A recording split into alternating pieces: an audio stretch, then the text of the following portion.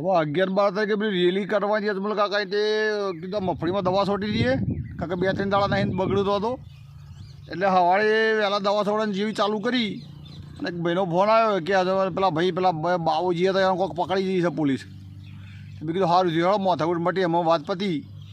એટલે પછી અમે મફળી જેવું એક ખેતર પૂરું કર્યું અને પાછો ફરીથી ફોન આવ્યો કે ભાઈ જે બાબુજી હતા એને તો છોડી દીધા પોલીસને પોલીસ સ્ટેશનની અંદર જોમીન લઈને. મેં કીધું મારે આટલું ઝડપી કામગીરી છે ત્યાં કહેવાય. ખાલી 1-2 દારૂની ખાલી પોથરીઓ લઈને પકડતો હોય કોઈક પેલો હોય છે દારૂડીના પણ 2-3 કોથળીઓ ખાલી પકડો હોય તો પ્રોહિબિશન એક્ટમાં એને જેલમાં ગાલી સવારે કોર્ટમાં જમીન મળે છે. તો આ તો પેલા જે ફરિયાદી છે અજમલભાઈ એને લૂંટ દાળ ને માળા મારીને કિડનેપિંગને બધા છેટલાએ ફરિયાદ કરી છેટલીએ કલમો લાગવી જવું તો પોલીસ સ્ટેશનમાં મારી વાલી જોવાની જમીન મળી જાય ઘેડા તળ્યા.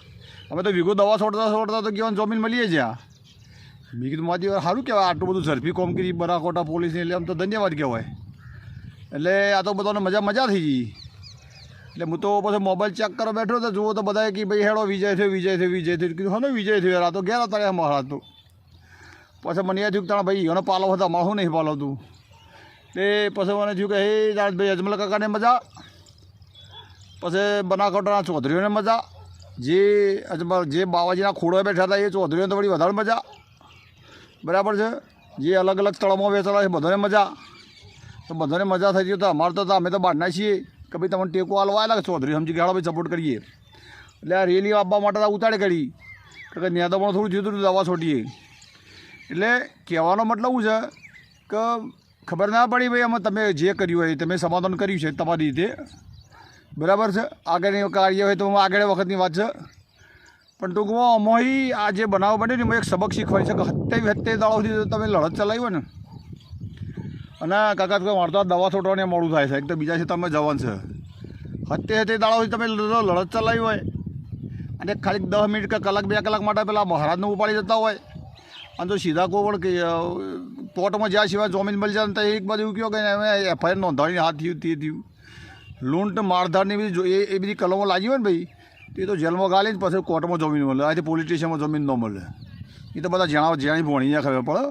એ ટૂંકો કહેવાનો મતલબ શું છે કે આ વસ્તુ જે શીખવાની જરૂર એ છે કે જે ખોરા બેઠેલા ચૌધરી હતા એવા ખોડા બેઠા અમે એવું કહીએ મને મેહોણામાં એવું કહી એને જે ટેકો હાલતા ને ખોડા બેઠેલા કહીએ એવા વ્યક્તિને ઓળખો તમે યાર. પણ કહેવાનો મતલબ કે જાણે આવા બનાવ બને જ્યાં લૂણીનો બનાવ બને તો તાણે ડખો છે. તું આ બનાવમાં બધું 2 ફાળીઓ થઈ ગયો ને એટલે બધાને મજા થઈ ગઈ અને ભાઈ બાબુજી તો ઘેર આવતા રહ્યા અજમલ કાકો રોતાડ્યા. એટલે મિત્રો હવે જેમ ચૂંટણી આવે ને એટલે યાદ રાખ્યો કે ભાઈ પહેલાં પૂછે કે ભાઈ તું ચિયા પરગણાનો છે જેટલા આટલા ચિયા પરગણા જેટલા મત છે એમને પરગણાઓ જોયા આવવાના તમે મત ન હાલતા કારણ કે તમારા બનાસકાંઠાનો પરગણો ચાલે છે ને. અમારે આ બાજુ તો 22 બધું બાળને બધું ખડું પણ ચૂંટણી આવે કે આવું કોઈ હોય ને સમાજની વાત આવે એટલે મેં ભૂલી જઈએ છે કે નહીં પૂછતા કે ચિયાનું ચિયું છે ખાલી નોમ બેનર જુઓ ચૌધરીનું.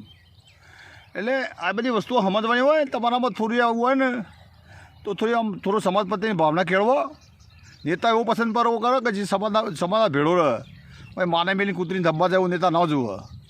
એટલે વાતને સમજો એટલે આવનારી ચૂંટણીમાં વિચારો તમારે જે વિચારવાનું હોય સમજીને બરાબર. એટલે બધાનો જો મજા થઈ ગયો ને બધા બનાસકાંઠા ચૌધરીનો જો આનંદ થઈ ગયો તો મને આનંદ. મિત્રો આ વિશે તમારું શું કહેવું છે વિડીયો બધું શેર કરજો. જય હિન્દ જય ભારત.